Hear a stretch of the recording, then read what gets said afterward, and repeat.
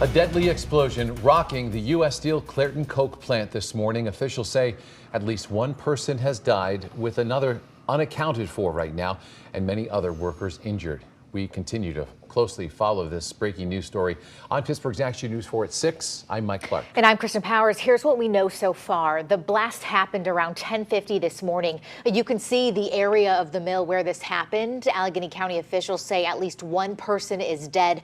At least one person is unaccounted for right now. And another person who was originally unaccounted for has since been found alive.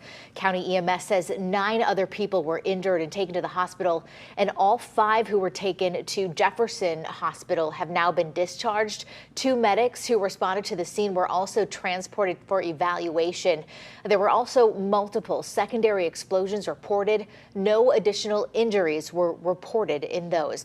Now, officials have not released the name of the man killed. The sister of Timothy Quinn says her brother is the man who died.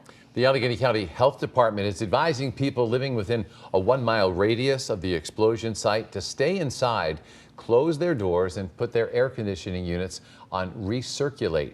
You may want to check your unit's manual for how to do that. County officials say so far the air quality monitors have not detected any particle levels that are above federal standards.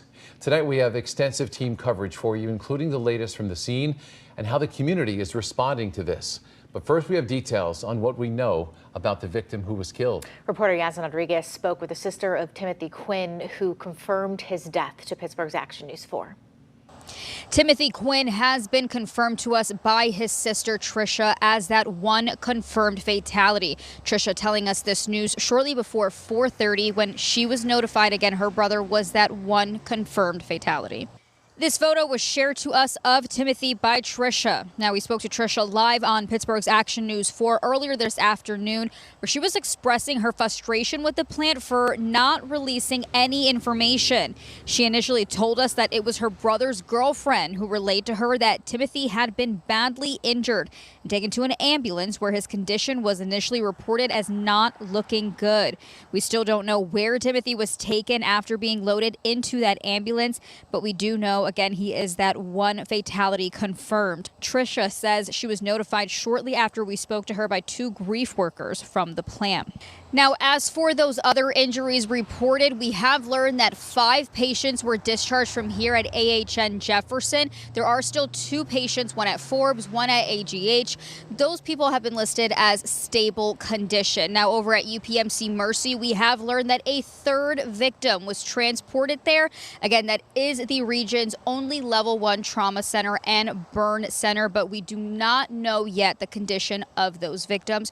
We are working to learn more. Covering Allegheny County and Jefferson Hills, Yasmin Rodriguez, Pittsburgh's Action News 4. Yasmin, thank you. Our comprehensive team coverage continues right now. Sam Hall has been up in Sky 4 over the scene all day long. Let's send it up to him for what he's still seeing at this active scene. Sam.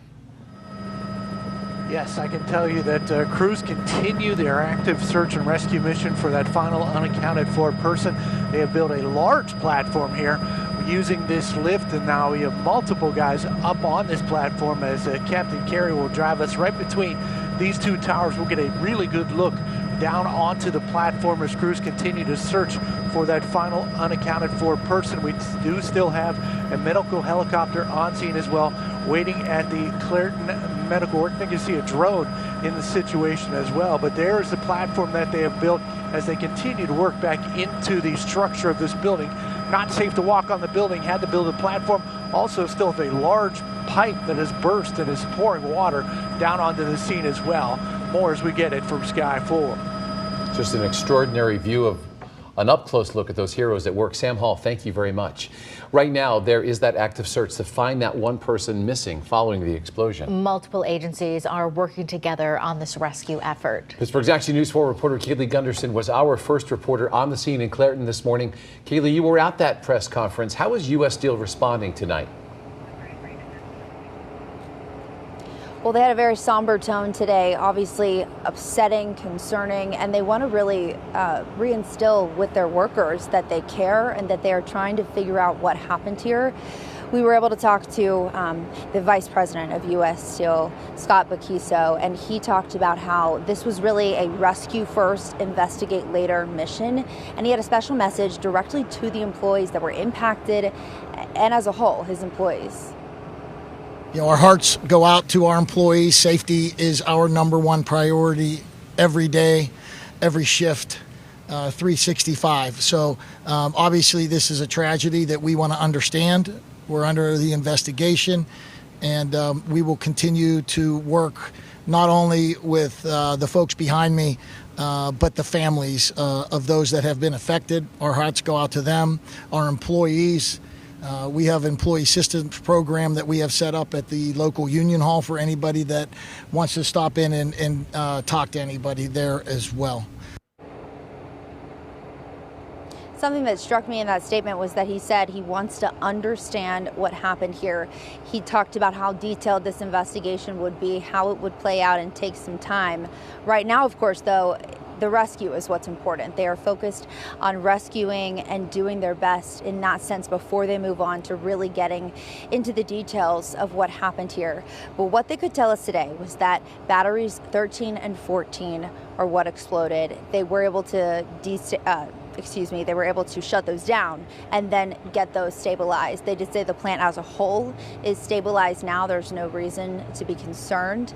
There's going to be a few elements of this investigation. Of course, the Fire Marshal's Office, U.S. Steel themselves. We were able to talk to County EMS as well tonight at that press conference and hear from them on their next rescue efforts going forward. You know, as I'm speaking, we're seeing Pennsylvania Urban Search and Rescue pulling in here. So I just want to let you see this lineup of vehicles that's just pulled in. It's a long caravan of trucks with trailers, multiple vans as well that are going into this plant. So that raises more questions as well in terms of what exactly their purpose will be once they get inside. But back to what I was saying, let's hear from Chief Matt Brown of Allegheny County EMS.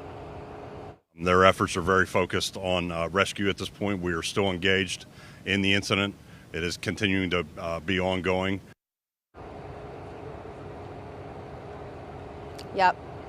Point blank, ongoing, and they're going to keep doing that until this stops. When I asked them if there was any breaking point, they just straight up said no. They're going to keep going and work on this throughout the rest of the day, and we will keep you updated as we get any more new details on that search. For now, covering Allegheny County in Clairton, Kaylee Gunderson, Pittsburgh's Action News 4. All right, Kaylee, thank you. And Governor Josh Shapiro posting a statement on social media.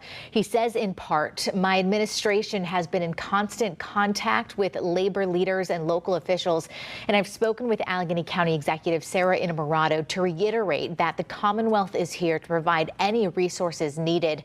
He goes on to say, if you're in the area, continue to follow the instructions of local authorities. Lori and I are eternally thankful for the bravery of our first responders, and we continue to pray for the entire Clairton community. Lieutenant Governor Austin Davis, who is from the Mon Valley and knows workers at the plant, spoke at this afternoon's news conference. He says that he knows people who work there right now. Today, I'm particularly holding the workers, the steel workers, and all those who are affected close to my heart. I've been in constant communication with Governor Shapiro, as well as Randy Padfield, the director of the Pennsylvania Emergency Management Agency.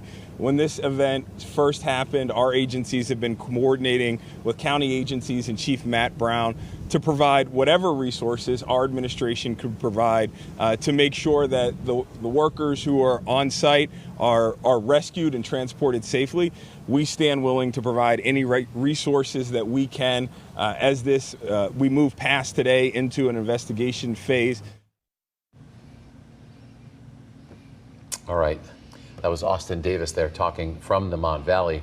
Bishop Mark Eckman of the Pittsburgh Catholic Diocese also released a statement this afternoon saying, in part, it is with a heavy heart that I join our neighbors in mourning after the tragic explosions earlier today at the Clairton Coke Works. My deepest prayers are with the person who has died, with those who are injured, and with the workers who are still missing.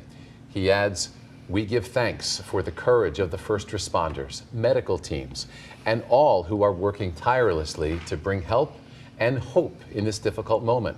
At times like this, our faith calls us to stand together in compassion in prayer and in care for one another.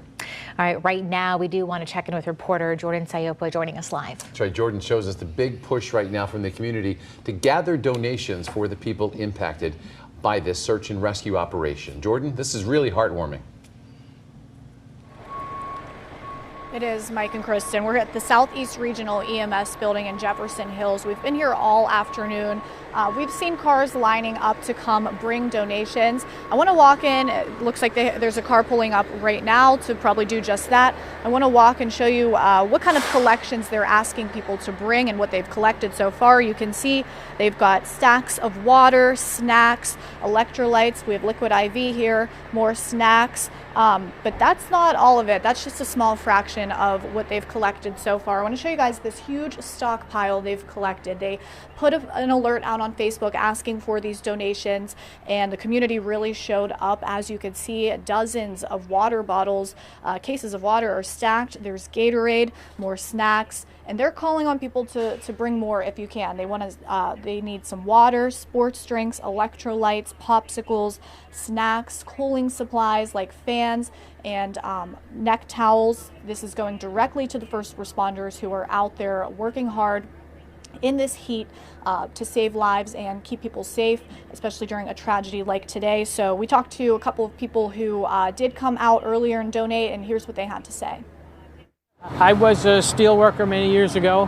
I'm retired now, and I think it's a really tough job, and it's a really tough environment to work. So the fire people that are going to be working and the EMS people that are going to be working in that heat and in that area are going to need everything that we can do to help them. If you're watching this at home and you'd like to help out yourself, just come on over to 2121 Century Drive in Jefferson Hills. This is where they are taking those donations, and they're going to be here throughout the night. So covering Allegheny County and Jefferson Hills, I'm Jordan Sayopa, Pittsburgh's Action News 4. Pittsburghers always stepping up. Jordan, thank you. Great to see. Now, as we told you, the steel mills are still an important part of the Mon Valley community. That's right. And Pittsburgh's Action News 4 reporter Sheldon Ingram continues our team coverage tonight, getting a reaction from the community in Clairton. Many of the residents here say they could physically feel the impact of the explosion, but they're also shaken emotionally. And it just breaks my heart that someone lost their lives today, that supposedly people are missing, and we're just praying for safety. We're praying for those that have been hurt. You know, you feel for the people that's in there, you know, the dangers, the mill's always been dangerous, you know, but things happen and you hope everybody's okay and the families feel with their family members in there, it's always a worry, you know what I mean? Clinton Works has been an anchor in this community for 109 years. Generations of families have worked here, so there's a deep connection to the plant and a strong sense of sadness to learn of the explosion. It could be felt both near and far. I heard a loud boom, and it popped our door open. And when I looked out the window, I just saw a bunch of black smoke. Where could you turn around and show us where you saw that smoke coming from? It was directly across from the building. Well, she lives up across town, all the way through Clairton town, so I'd say about 3 miles out, 3 or 4 miles out. And they could feel it out that far? She felt it up from going from here all the way through town and up across Worthington, so I'd say it's about 3 miles or so, yes. And they could feel it? Now, she said she felt it shook the house. Concern was so great that some of the residents say they received calls from many parts of the country. Covering Allegheny County in Clairton, Sheldon Ingram, Pittsburgh's Action News 4. Sheldon, thank you. This story impacting so many in our community. So our coverage here on Pittsburgh's Action News 4 does continue after this short break. It includes reactions from elected leaders and a statement from the Clean Air Council.